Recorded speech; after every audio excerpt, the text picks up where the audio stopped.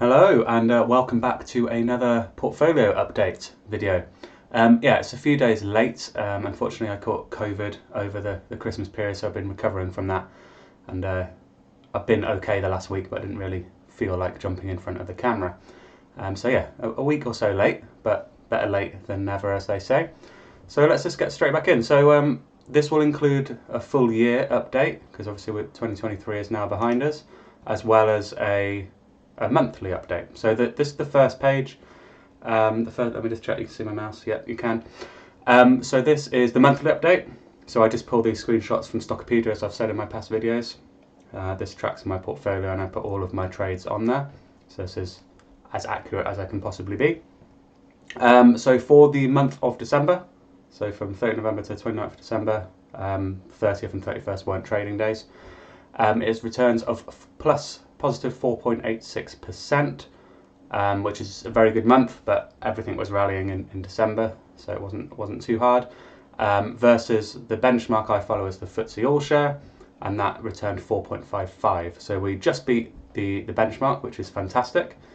And then yeah, so December was a good month, and then for the whole of 2023. So the year to date, and I took this on the same day at the end of the year, to December 29th, we are up 14.25% versus the FTSE benchmark of 3.85. So I'm very pleased with this, to be fair. We completely destroyed the FTSE benchmark, kind of more than 3x the FTSE All Share, which I'm very proud of. It's that kind of comparison envy, isn't there? There's a lot of investors, like US investors and stuff, that have done much better than that because they're purely invested in US stocks, and the S&P 500 and the Nasdaq have done very well this year. Well, the big seven, the big stocks have anyway. So if you've been invested purely in them, you could see far better returns, but equally if you invested just in the UK, you could see far worse. I've seen people that are just about breaking even, or even have a bit of a negative return for the year. So I think overall I'm very happy with 14.25. My goal is to beat the benchmark, which is the FTSE All Share, and we've smashed that, so that's great. So yeah, I have a balanced UK and US portfolio, so the US stocks have really helped me out this year. And you can see since this low point here, where we got down to below 5% return for the year at the end of October, the last 2 months have been a great run. And I always show this one. This is just my portfolio since inception. So this is going back to the start of 2022, so it's been 2 years now, and we're actually up less than we were for the whole year.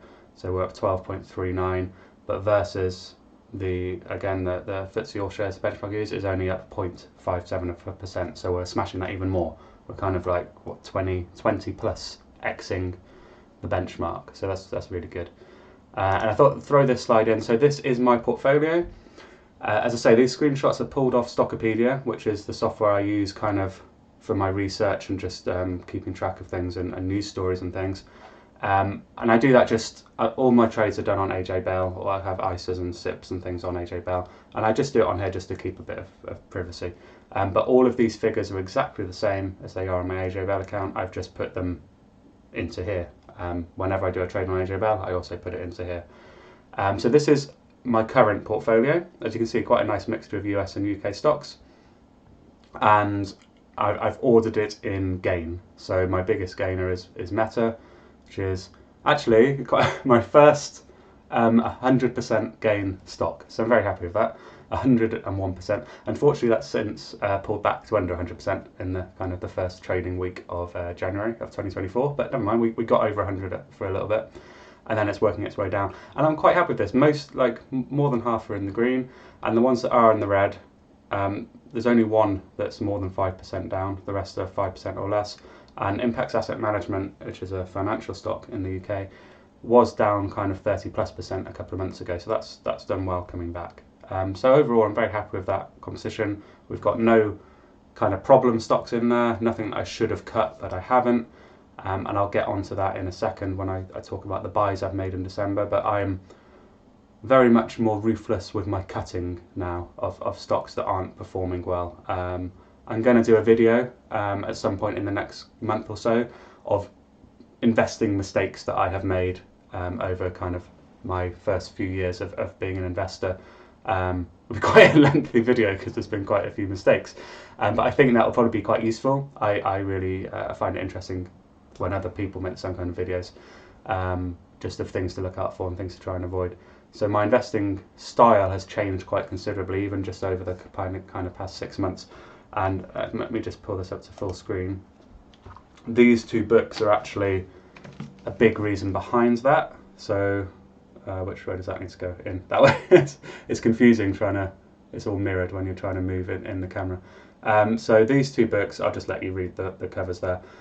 They're both books based on trading, but they both are people who trade stocks for kind of a semi-long-term period.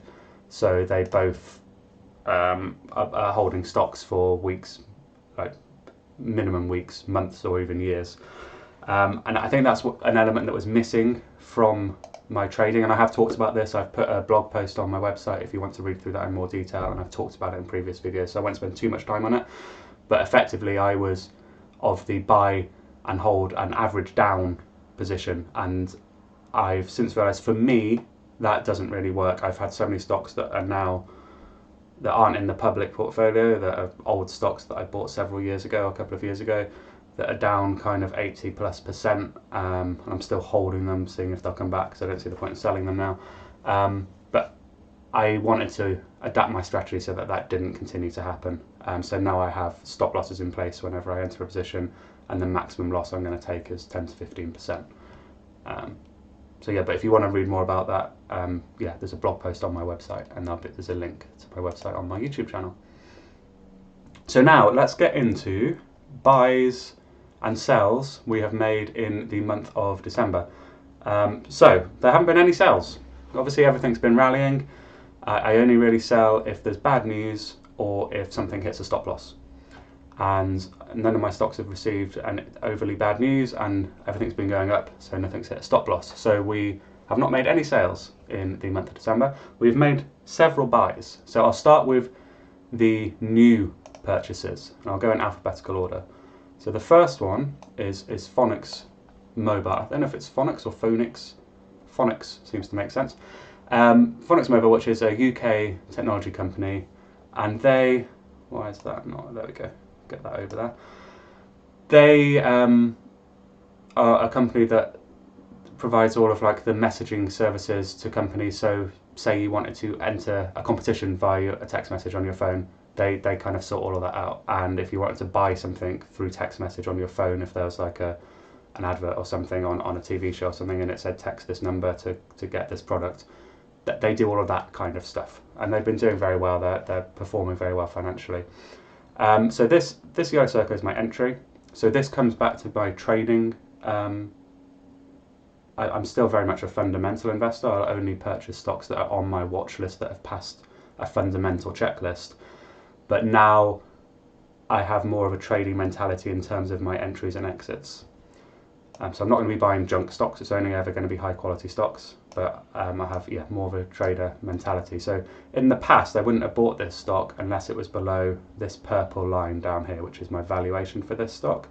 And obviously what happens is you can research a stock, it can be a really high quality stock, and it may never come down to your valuation line.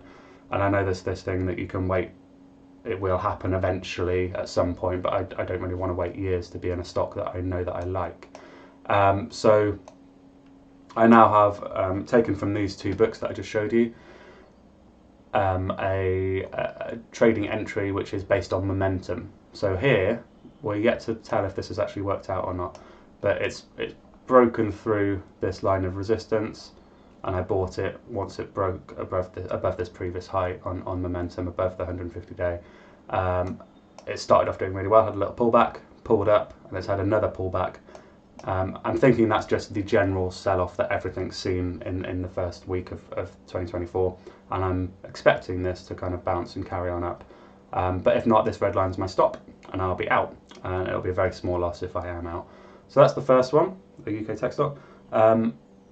We'll stick with the technology theme, even though it's not alphabetical. Another UK one is Wise. So they are the cross-border payment facility, like Yeah, that's exactly that's what I'm trying to say. They facilitate cross-border payment transfers between businesses or person to person, but they offer much cheaper rates than kind of traditional banking systems, and they do it far quicker. So they're already a decent sized company, but they are doing well and they are growing. And again, I've entered this on a similar strategy, on a momentum strategy, where it broke this through this previous high here with some volume coming in, and I entered once it broke above that, and we're just waiting for that to go up, and my stop is down here. So that's another one. And again, all high quality stocks. I've researched in depth the fundamentals of Wise. I've gone through, it's passed my checklist, and it's a very high quality company in my opinion. And this is just a way of getting on board a company that I really like the look of, without having to wait for it to kind of have a sell off, which obviously it did in the past, in the 2021-2022 sell off. But I hadn't researched it then. You can't be across every single stock in the world at all times, so I've researched it since. Instead of waiting for the next big crash, I'll get on board now while it's got momentum and hopefully ride some profits up. And the third new addition to the portfolio is Regeneron Pharmaceuticals, which is a US biotechnology company. Yeah, so they produce medicines which they call monoclonal antibodies, but effectively they produce medicines that are injectable. And they did have a big boost from COVID. Obviously, that's kind of tapered off now, but they have other products, and they have other products that are in the pipeline that they're developing. One of their main products is Eylea, which is a medicine for macular degeneration, so like loss of eyesight and things, which does really well. But yeah, they're a US biotechnology company which is doing great things, and I think a very high quality company. And this is exactly the same again. This was a momentum trade. It was kind of taking a rest in this range, broke through this line of resistance, and I bought it on the breakout. I should have bought it on this day really, but I wasn't paying enough attention on that day, so I got it the day afterwards, had the pullback, and then it started shooting up. So those are three new additions to the portfolio, and I've also made, how many have we made? 4 top-ups to pre-existing positions. So let's go from the top of this list. So YouGov, which is a UK survey company. They do all the polls and stuff. They do it for all sorts of things, but if you're thinking about when there's an election coming up, the polls for like who's leading and stuff, they do all that kind of stuff. But they do polls across a whole spectrum of things, and then companies can pay for that information to use it to guide their kind of marketing campaigns and that type of thing. But if you've watched any of the previous videos, I actually bought in back over here and got stopped out when it dropped down here.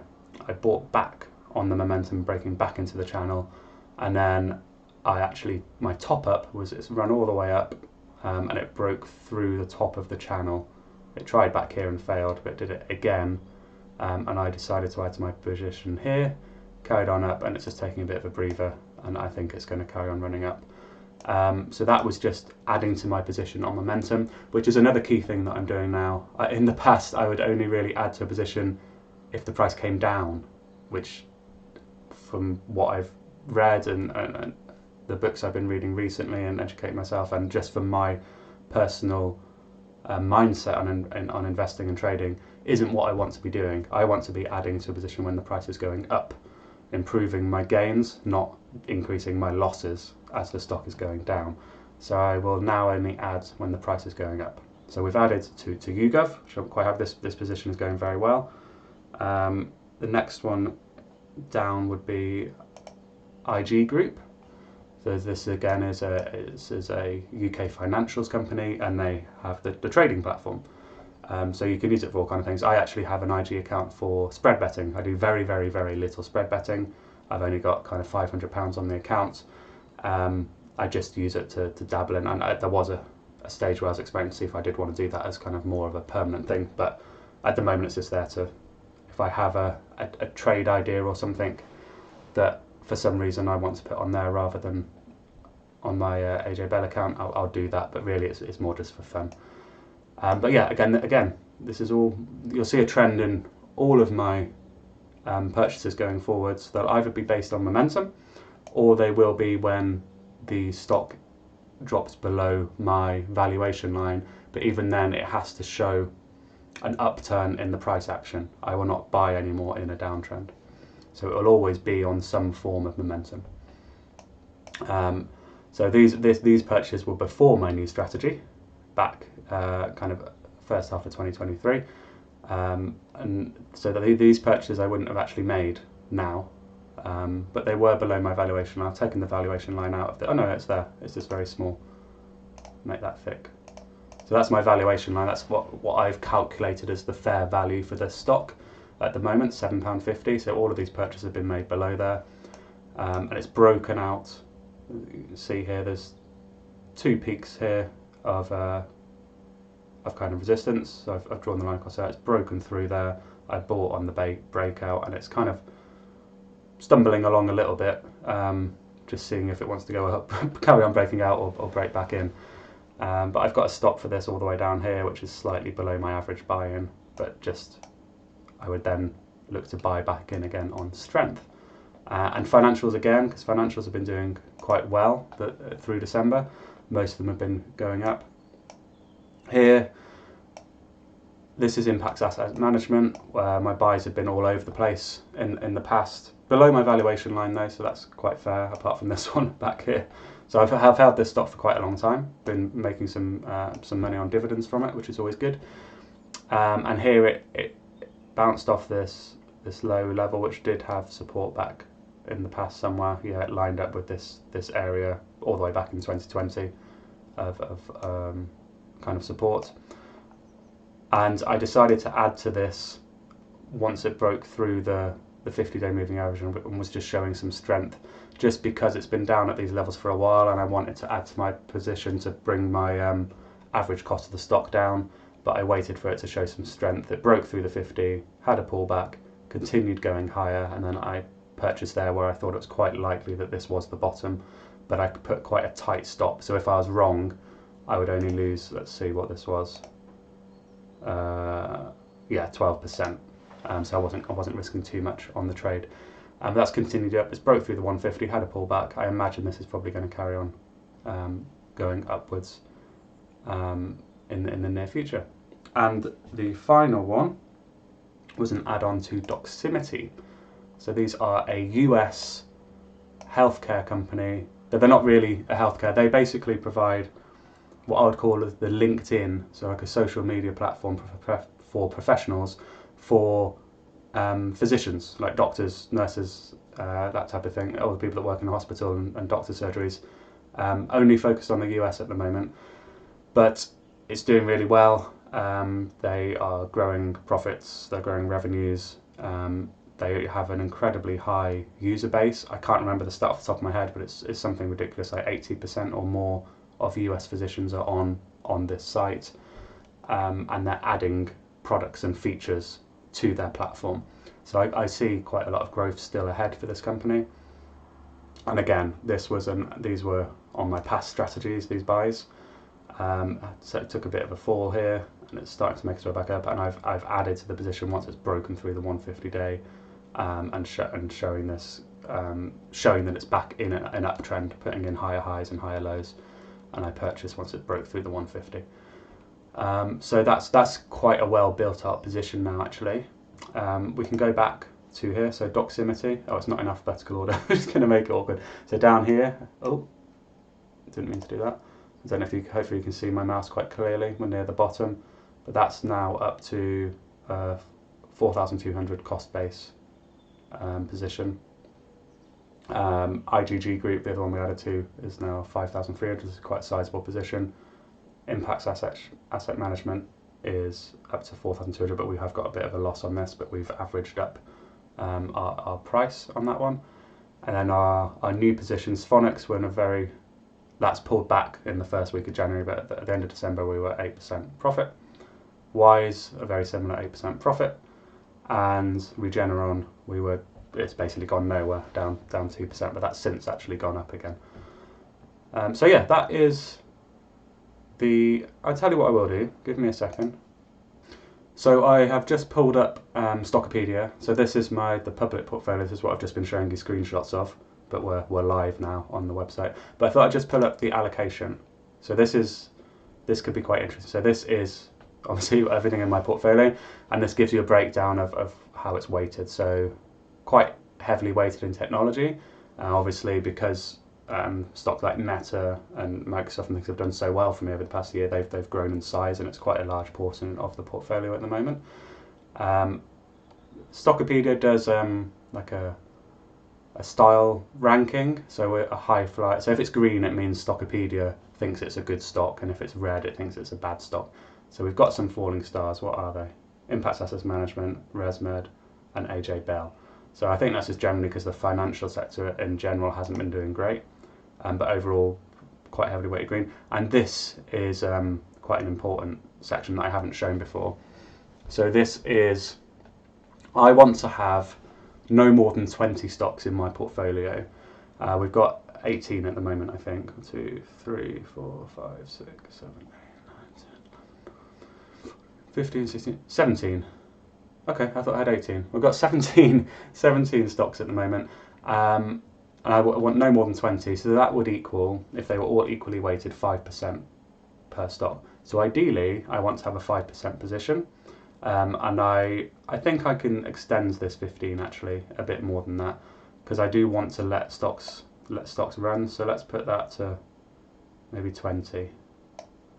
So let's just say Meta went on another run in 2024. I'm not expecting it to, but maybe it does, and doubled again.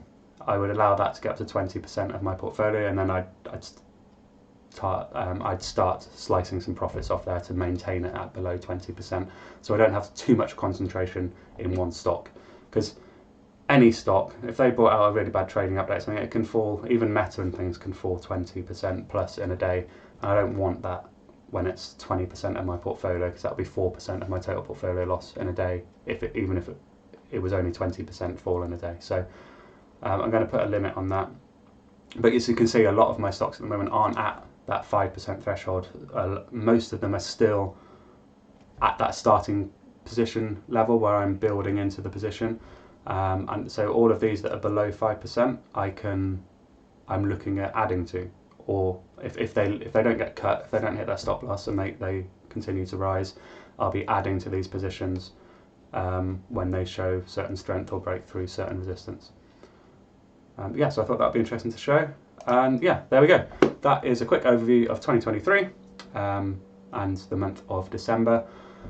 I haven't made any buys yet, I don't think, in 2024, but obviously I'll do the January update. And my thoughts for 2024 are, I have refined this strategy considerably over the kind of past 3, 4, 5 months in terms of bringing in these trading elements. So it's a hybrid of fundamentals and trading.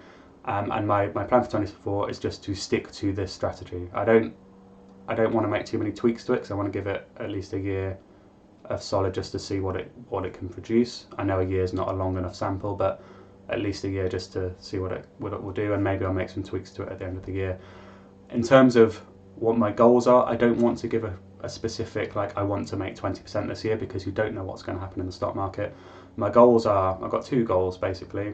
One is to beat the FTSE All-Share benchmark that I use, and the other is to beat my other, it's technically my wife's account that I manage it. Her AJ Bell account is all in investment trusts and funds, so managed by fund managers. We've got that there just as kind of like a safety, because I'm still learning and I don't want to take on responsibility for all of our investments. But my second goal is to beat that. That's because that means I'm then beating the fund managers. And if I can continue to do that on a regular basis, more years than not, then I can start to transition that account into individual stocks that I manage as well. So those are the two goals really. So yeah, I hope you had a great 2023. I hope your investing went reasonably well. Let me know below how your year was. If you're happy to share what your returns were, please do. I'd be interested to see. And also any lessons you learned. As I say, I'm going to put a video out on mistakes I've made soon. And I hope you all have a very good investing year in 2024. Thank you for watching. And I will 100% be making a January update, and I may be making a video in between then. So yeah, I'll see you soon.